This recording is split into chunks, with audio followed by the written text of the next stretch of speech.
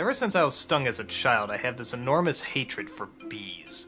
If I ever saw one around, I'd either try to beat the out of it or run away like a But when I saw Jerry Seinfeld's Bee Movie, it suddenly made me realize I used to really like bees. Yeah, as a kid, anytime there was bees on TV or in cartoons or something, I always thought they were cool. I used to love those old Donald Duck cartoons or the Honey Nut Cheerios commercials. I actually really liked bees. And seeing this film reminded me why. There is sort of this creativity and ingenuity that can be brought out of from what they are. And this movie takes full advantage of that, using their jobs, their homes, their abilities, and even their coordination to make some really memorable, funny scenes. So what's the story? Jerry Seinfeld is a bee who's just graduating from bee school, I guess. You'll never guess what he got on his report card. And a perfect report card. All bees. Yeah, there's a few other bad puns like that too. But he has a problem. He doesn't like the idea that he's going to be assigned to one job for the rest of his life. So he decides to go out and see the world before he does. Alright, so this is gonna be like Ants, right? Where he's trying to fight for free will and the individual and such. Actually, no, he comes across a woman played by Renee Zellweger and decides to reveal that he can actually talk, and they share a nice relationship together. Okay, so what? Everyone's gonna say you can't date a human and it's gonna be fighting against prejudices there? Actually, no! When he discovers that honey is being used by humans, he decides to sue the human race. And it turns into this gigantic trial, trying to show that bees are people too.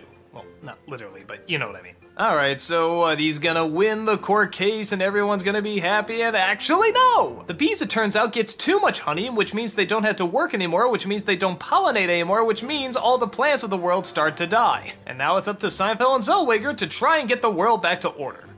You know what? Freaking kudos to this movie. I honestly had no idea where it was gonna go. And I love films like that. They're constantly making me guess. Though the one downside is everything I was talking about before, like Seinfeld being tied to his job, never addressed again.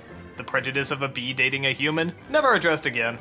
Even the fact that she's married to Patrick Warburton and she's kind of having an affair with a bee, you guessed it, never addressed again. So I guess in that sense, it's somewhat lazy, in that it just sort of stops story arcs that were starting to get going and then just goes to something else. But what pulls it through is the fact that it has a very likable cast, very likable animation, very likable colors, very creative atmospheres and environments, and it's just straight up funny. I mean, like I said before, some of the puns really do die and they're pretty lame, but a lot of these jokes really hit bullseyes, even ones I think wouldn't hit bullseyes. Like I saw this bee Larry King and I remember thinking to myself, really, are they honestly doing this? But then they turned into something funny. You know they have a Larry King in the human world, too. It's a common name. Next week on B. Larry King. No, I mean, he looks like you, and he has a show with suspenders and different colored dots behind him. Next week on B. Larry An King. old guy glasses, and there's quotes along the bottom from the guest you're watching, even though you just heard him. I'm usually not a fan of Seinfeld as an actor, per se, nor really Renee Zellweger, but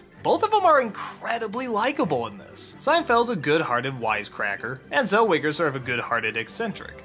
Even the side characters like Patrick Warburton, Chris Rock as this laid-back mosquito, or Matthew Broderick as the best friend. Yes, even Broderick's tolerable in this. But on top of that, the ideas for this world they create are just so likable, and I don't know, it just brought me back to being a kid again. I mean, listen to some of these ideas. Wow, what does that do? Catches that little strand of honey that hangs after you pour it. Saves us millions. And on top of that, I think there's something about DreamWorks animation that I don't know what they do, but they can really simulate motion well. Particularly flying. The flying scenes in this movie really work, and it really feels like you're off the ground and you're traveling with these creatures. Even getting stuck to a car, you feel like you're really on that car being pushed against the windshield. I really didn't expect to like B-Movie going into it, and yeah, some parts don't work. I mean, some of the animation is a little odd, particularly on the humans. Some of the puns can get old, and the story is sort of all over the place. But I still liked the characters, the ingenuity, the creativity, and the spontaneity of it. I was pleasantly shocked by it, and was really happy to see it. It's one of the few movies I wish would be re-released on the big screen. Maybe even in 3D. I love to see these moments on the big screen. I think I sort of missed out. So I guess if you're looking for a movie that has a little bit more depth or story arc to it, you're probably not going to find it here. But if you're looking for something lighthearted with some good laughs, some good voice acting, and a lot of creative designs and animation, then I say B-Movie is definitely a flick to check out.